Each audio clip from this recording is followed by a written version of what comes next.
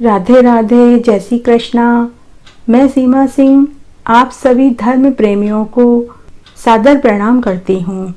श्रावण मास में शिव जी की पूजा का बड़ा महत्व है। श्रावण मास के सभी दिन बड़े ही शुभकारी और फलदायी होते हैं।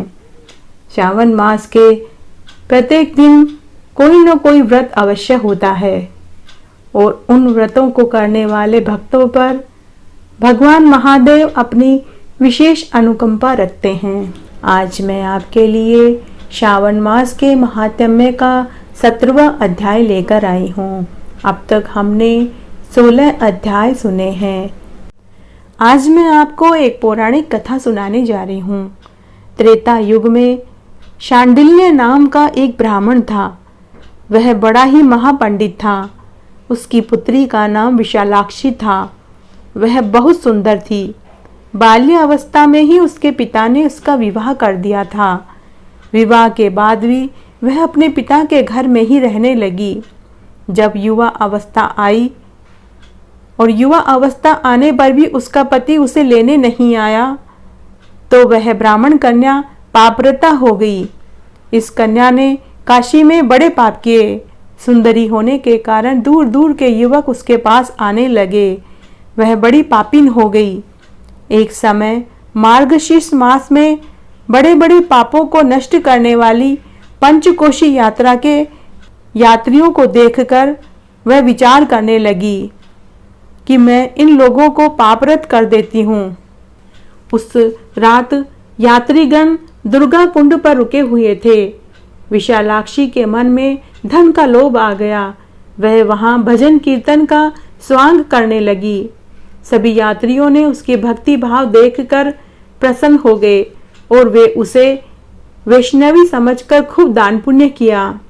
धन के लोभ के कारण वह वेश्या विशालाक्षी यात्रियों के साथ हो गई। कर्दमेश्वर, दहलीश और रामेश्वर में उसने निवास किया और वरुणा संगम में स्नान किया। सभी यात्रियों के साथ उसने काशी महात्म्य की कथा का श्रवण भी किया। इस सत्संग समागम से विशालाक्षी की आंखें खुल गई। उसका हृदय परिवर्तन हो गया। उसे अपने किए पर प्रायश्चित होने लगा। उसने जिन यात्रियों का धन चोरी किया था उन्हें उनका धन वापस लौटा दिया और वह पाप से अलग होने का निर्णय उसने मन में कर लिया। उसने वहां महात्माओं से पूछा कि हे देवताओं, मैं बड़ी पापिन हूँ, कृपया मुझे मेरे पाप का मुक्त होने का कोई उपाय बताइए। तब महात्माओं ने कहा कि हे देवी, तुम धन्य हो। तुमको पाप से भय नहीं करना चाहिए। तुमने काशी क्षेत्र की पदक्षिणा की है। अब तुम हमारे साथ पदक्षिणा जारी रखो। विशालाक्षी को महात्मा के वचन पर विश्वास हो गया और वह महात्माओं की टोली के साथ हो गई। 5वें दिन वे सभी यात्री वृषभ खंड में रहे। वह भी उन्हीं के साथ रही। सभी ने वरुणा संगम में स्नान किया और आदि केशव का पूजन किया। विशालाक्षी मुक्ति मंडप में आई। उसने बड़े भक्ति भाव से शिव शंकर भगवान की पूजा करी। इस प्रकार विशालाक्षी सभी पापों से मुक्त हो गई। उसके पिता शांडिल्य ने बड़े आदर के साथ उसे अपने घर में स्थान दिया। इस प्रकार वह पवित्र हो गई। जो भी काशी क्षेत्र का महात्म्य को पढ़ता है, सुनता है या सुनाता है, उसका कल्याण होता है। उसके सभी पाप धुल जाते हैं। इस प्रकार आज मैंने आपको एक ये पौराणिक कथा सुनाई। आशा करती हूँ आपको जरूर पसंद आएगी। श्रावण मास के इस अध्याय में भगवान शिव सनत कुमार को पवित्रारोपण की विधि बताते हैं। भगवान शिव सनत कुमार से कहते हैं कि पवित्रा बनवाने वाले को सारे तीर्थों के स्नान का फल प्राप्त होता है और उसे किसी प्रकार की कोई चिंता, न शत्रु का भय और न ही कोई ग्रह दोष उसे लगता है। अगर राजा पवित्रा बनाता है तो उसे राज्य मिलता है। सामान्य पुरुष भी पवित्रा बनाता है तो उसे पुण्य फल प्राप्त होता है और स्त्रियों को अतुल सौभाग्य प्राप्त होता है। भगवान शिव इस अध्याय में यह भी बताते हैं कि पवित्रा में पूजन की कौन सी सामग्री लगेगी। श्रावण मास के शुक्ल पक्ष की सप्तमी को अधिवासन करना चाहिए। इस अध्याय में सनत कुमार भगवान शिव से पूछते हैं कि यह पवित्रा किस प्रकार बनाई जाती है। तब भगवान शिव ने कहा कि यह पवित्रा सोना, तांबा, सोम, चांदी के तारों, रेशमी तंतुओं, कुशा और कांसे से निर्मित या किसी सधवा ब्राह्मणी के द्वारा काते गए कपास के सूत्र के पहले तिगुना और फिर उन्हें तिहरा करना चाहिए। इस प्रकार से 308 सूत्रों से बनी पवित्रा उत्तम बताई गई है। पवित्रा कैसे बनाई जाती है, इसमें कितनी गांठ लगाई जाती है और फिर इसकी पूजा कैसे की जाती है, कौन सा मंत्र बोला जाता है और कौन कौन से देवताओं के नाम की पवित्रा बनाई जाती है और फिर उस पवित्रा का उद्यापन करने के बाद क्या करना चाहिए, किसे देना चाहिए, यह सभी इस अध्याय में आएगा। आइए अब हम श्रावण मास के 17वें अध्याय को सुनते हैं। भगवान शिव सनत कुमार से कहते हैं कि हे देवेश्वर, अब मैं तुमको पवित्रा रोपण के विषय में बताता हूँ। प्रथम सप्तमी के दिन अधिवासन करके अष्टमी को पवित्रा अर्पण करनी चाहिए। जो मनुष्य पवित्रा बनवाता है, अब मैं उसके पुण्य का फल बताता हूँ। पवित्रा बनवाने वाले को सारे तीर्थों के स्नान का फल मिलता है, क्योंकि शिव रूपी शक्ति उसी अंश में निवास करती है। जो मनुष्य पवित्रा बनवाते हैं, उन्हें किसी प्रकार की कोई चिंता नहीं सताती, न शत्रु का भय होता है और न ही कोई ग्रह दोष उसे लगता है। उसके सभी कार्य, उसके सभी मनोरथ पूरे हो जाते हैं। राजा को राज्य पाना हो, सामान्य मनुष्य को पुण्य फल पाना हो, स्त्रियों को अखंड सौभाग्य पाना हो, तो उन्हें पवित्रा बनवानी चाहिए।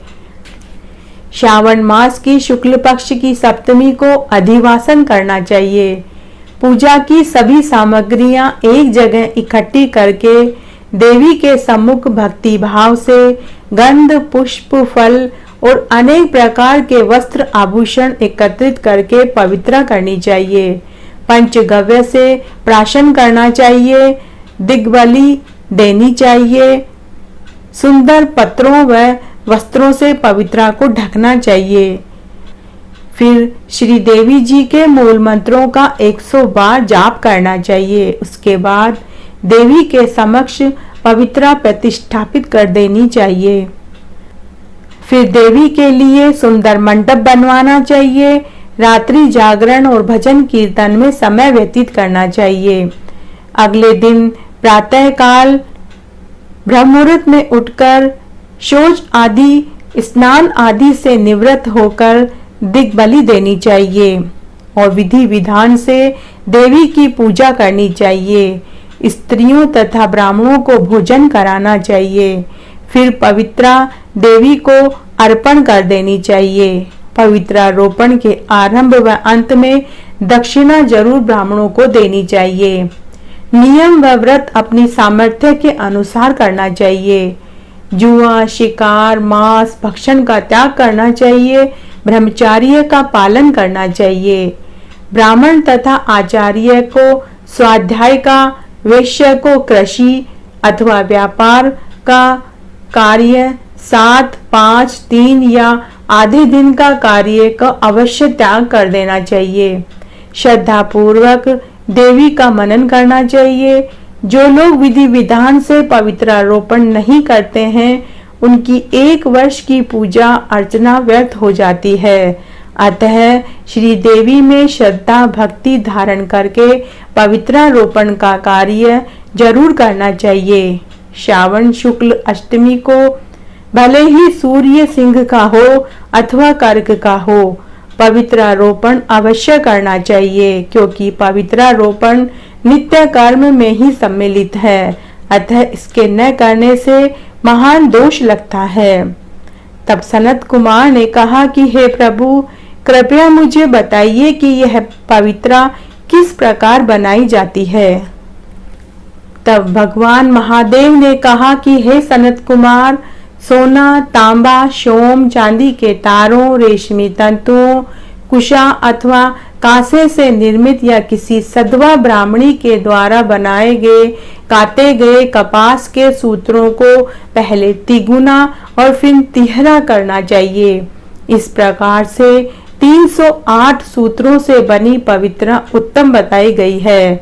270 सूत्रों की मध्यम व 180 सूत्रों की पवित्रा कनिष्ठ मानी गई है। इनमें भी 100 गांठों को उत्तम, 50 गांठों को मध्यम और 36 गांठों को अधम पवित्रा बताया है, अथवा 6, 3, 4, 2, 12, 24 व 8 गांठों की पवित्रा बनानी चाहिए। 108 गांठों की उत्तम, 54 गांठों की मध्यम, 27 गांठों वाली कनिष्ठ पवित्रा बताई गई है। देवी जी की मूर्ति की नाभि तक की पवित्रा को सभी गांठें केसर में रखनी चाहिए। सर्वतोभद्र की वेदी बनाकर देवी का पूजन करना चाहिए। देवी के सम्मुख कलश और बांस की टोकरी में उस पवित्रा को स्थापित करना चाहिए। 3 तारों में ब्रह्मा, विष्णु और महेश का आह्वान करना चाहिए। 9 सूत्रों में ओंकार, सोम, अग्नि, विधि, नाग, चंद्र, रवि, ईश तथा विश्व देवता का आह्वान करके स्थापना करनी चाहिए। क्रिया पौरुषी, वीरा, विजया, अपराजिता, मनोन्मणि, जया, भद्रा, मुक्ति, ईशा इन नामों के आरंभ में ओम जोड़कर उच्चारण करना चाहिए। संख्या के अनुसार आवृत्ति करके आह्वान करना चाहिए तथा चंदन, धूप, नैवेद्य आदि से षोडशो उपचार विधि से पूजन करना चाहिए। मैंने देवी जी का पवित्रा रोपण तुमसे कहा है। इसी प्रकार से अन्य देवताओं का प्रतिपदा आदि तिथियों में पवित्रा रोपण करना चाहिए। अब मैं विस्तार पूर्वक कहता हूँ, ध्यान से सुनो। कुबेर, लक्ष्मी, गौरी, गणेश, चंद्रमा, पृथ्वी, सूर्य, चंडिका, अम्बा, वासुकी, ऋषि, चक्रपाणि, अनंत शिव, ब्रह्मा तथा पितर आदि देवताओं का प्रतिपदा आदि तिथियों में पूजन व पवित्रा रोपण करना चाहिए। अतः हे सनत कुमार, यह प्रधान देवताओं का सर्वश्रेष्ठ पवित्रारोपण मैंने तुमसे कहा है। इसके बाद भगवान शिव ने आगे कहा कि अब मैं श्रावण शुक्ल और कृष्ण पक्ष की नवमी तिथि को किए जाने वाले शुभ कर्मों के बारे में बताता हूँ, उसे तुम ध्यान से सुनो। नवमी तिथि को कुमारी देवी का पूजन करना चाहिए। नक्त भोजन करना चाहिए। दूध व शहद मिलाकर भोजन करना चाहिए। दोनों नवमियों को व्रत रखना चाहिए। कुमारी नाम से चंडिका का पूजन करना चाहिए। चांदी की मूर्ति बनाकर पाप नाशिनी दुर्गा जी की कनेर के पुष्पों से गंध, अगरबत्ती, चंदन, दशांग, धूप व लड्डुओं से पूजन करना चाहिए। उसके बाद कुंवारी कन्याओं को भोजन कराना चाहिए और रात्रि जागरण करना चाहिए।